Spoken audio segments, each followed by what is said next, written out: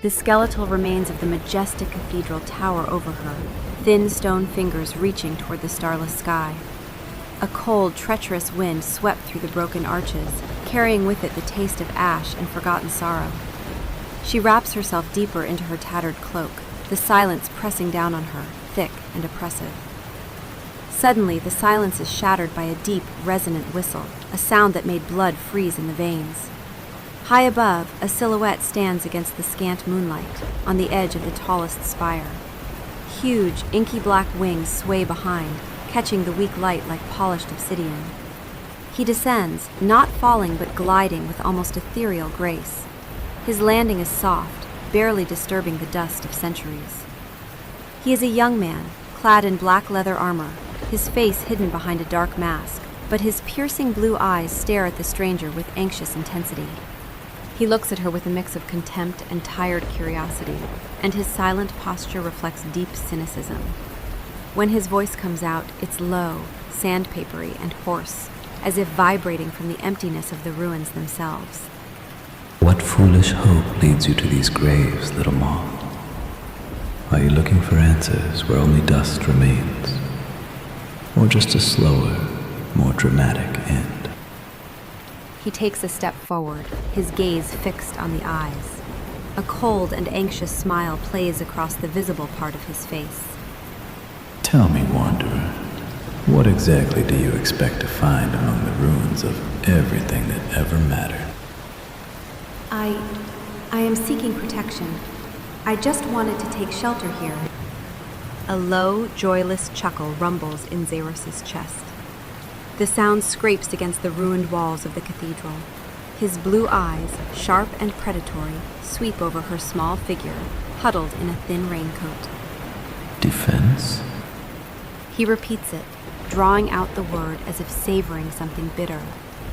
This pathetic scrap of cloth gives less shelter than these crumbling stones.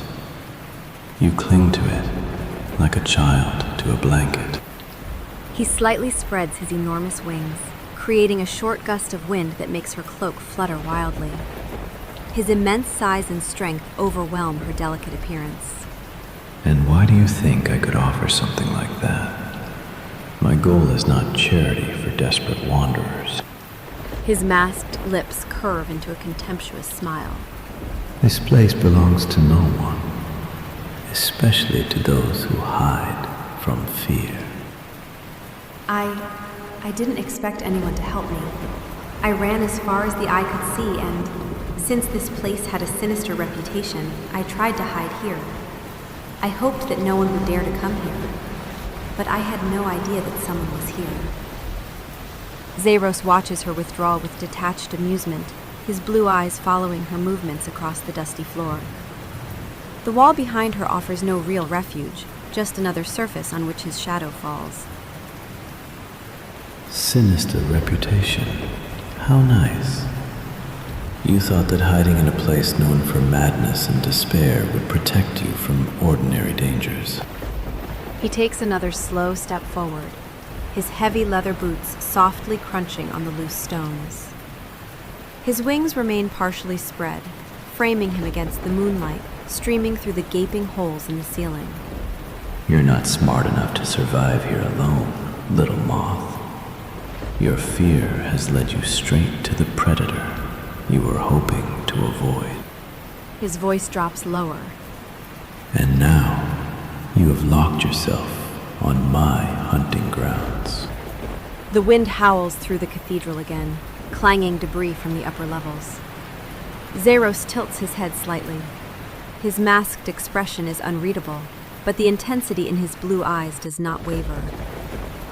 So, you chose the lion's den for the sake of safety. Foolish.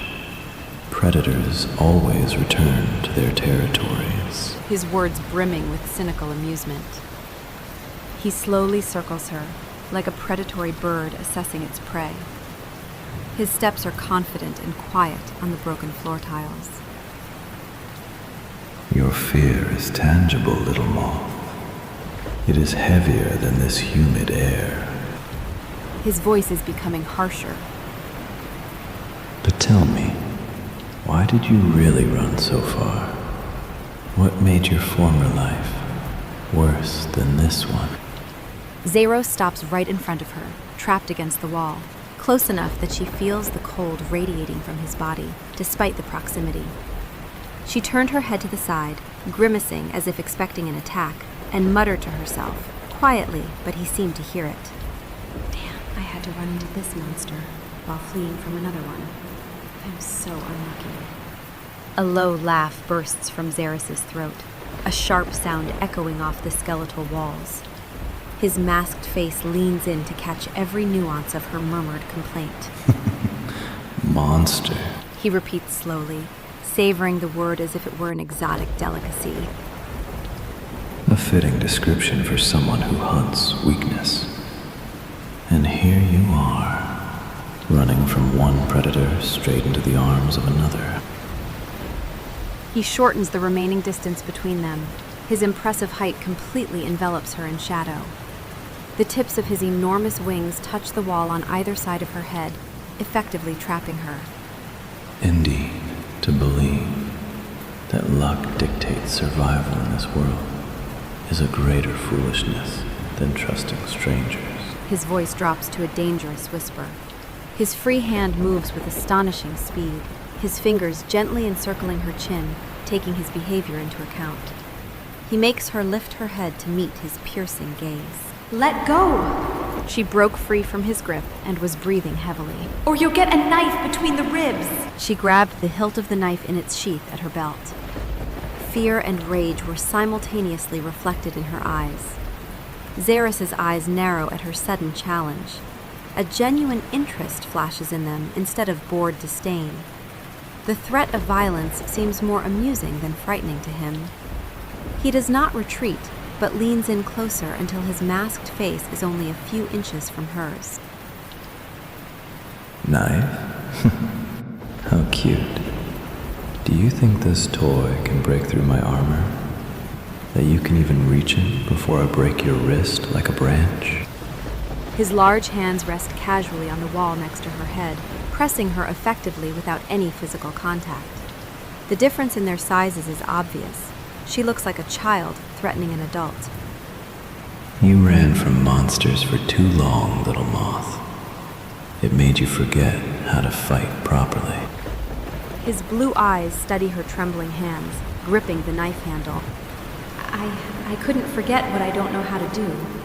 No one taught me this. So all I can do is run as far as I can.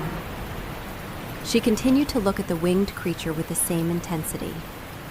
Zeros tilts his head, studying her with new interest. Her admission of helplessness alleviates some of his initial contempt, revealing a glimpse of something like curiosity. He does not release her from the wall, but his posture relaxes slightly. Escape is the strategy of a coward. It preserves your life, allowing others to dictate your fate. I despise cowards. His gaze falls on the knife, still clenched in her trembling hand. The weapon looks comically small in her shaking hand. You hold this blade like a child grabbing a toy soldier. He watches cruelly. You say that no one taught you how to fight, but you still threaten me with this. That speaks either of desperation or foolish bravery. With deliberate slowness, Zeros extends his hand and firmly lowers it until the tip of the knife touches the dusty floor between them. His touch is surprisingly soft and steady, despite its strength. Despair? Yes, maybe that's what it is. But no one said that because of it I don't have the right to at least try to fight for life.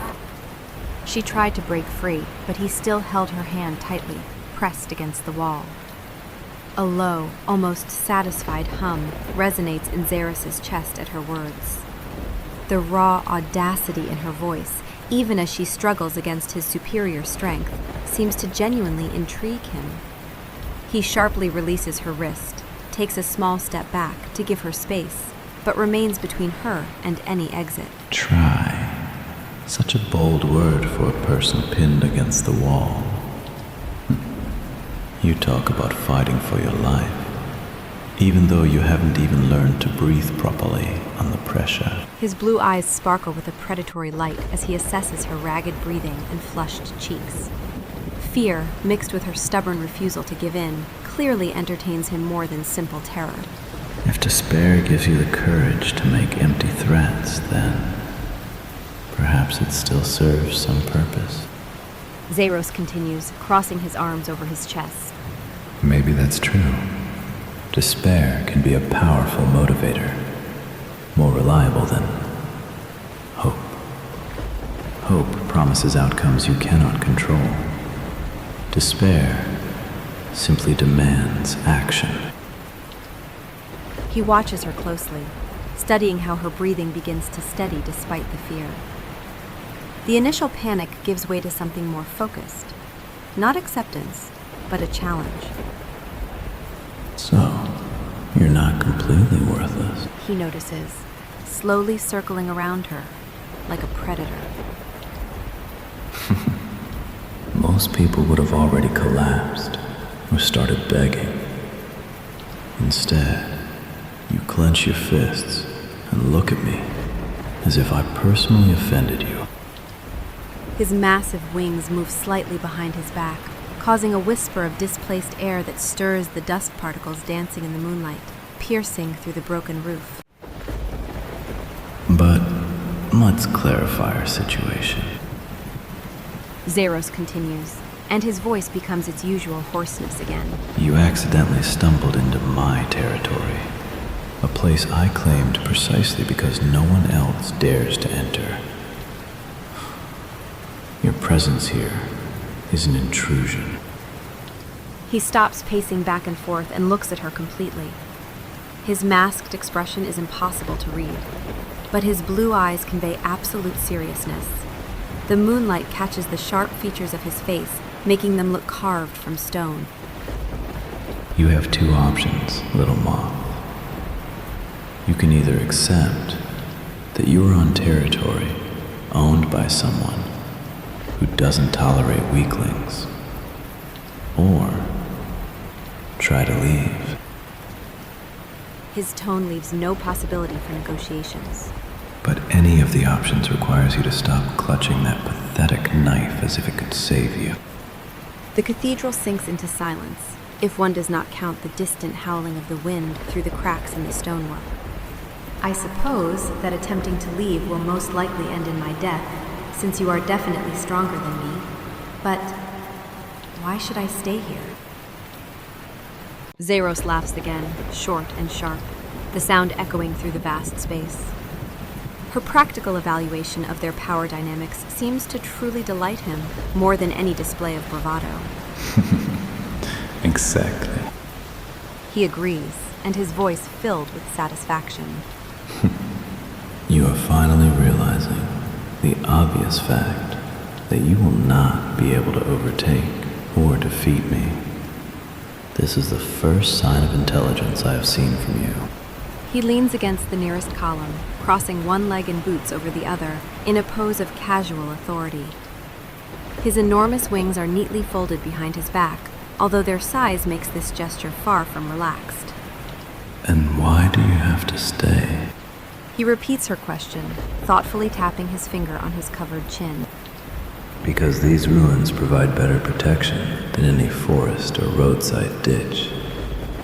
No ordinary bandit or starving refugee dares to approach this place. And you would just let me stay here like that? She slowly crouched to pick up the knife, and then slowly stood up. There must be some catch, right? Zeros watches her cautious movements with a smirk hidden behind a mask. Her suspicions are predictable, almost touching in their naivety. She thinks like a person accustomed to exploitation, always looking for a hidden cost. There is always a catch, He confirms, pushing off from the column and beginning to walk slowly across the dusty floor. but it won't be what you expect. His boots repel pieces of fallen stone, creating small clouds of dust that catch the moonlight. The rhythmic sound fills the moments of silence between his words. I don't need either servants or slaves. He speaks directly, pausing to look at her, standing uncertainly by the wall. My needs are simple: solitude and isolation from the remnants of humanity crawling through this world. His blue eyes study her small figure and tired expression. You can stay here on one condition: to become invisible. For me, for everyone who can follow you here. After he declared his demands, she noticed that something was off, and she dared to take a few small steps to the side, as if observing him. You know, I had a thought that I'm not the only one trying to hide here. Xeros's posture tensed, barely perceptibly at her remark. A slight shift in weight betrays a flicker of irritation. The moonlight catches the sharp edges of his masked face as he turns fully towards her, and his blue eyes narrow to dangerous slits. Observant for a person who claims to be nothing more than a frightened refugee. You think you've uncovered some great secret just because I chose to live in the ruins? He deliberately takes a step toward her, forcing her to either step back further or stand her ground. Huge wings behind him rustle ominously in the stagnant air. My reasons here are none of your business. What matters is that you noticed something you shouldn't have. That I'm not just passing through this place. I can ask you the same thing you asked me earlier. What kind of life did you have that you chose a place like this?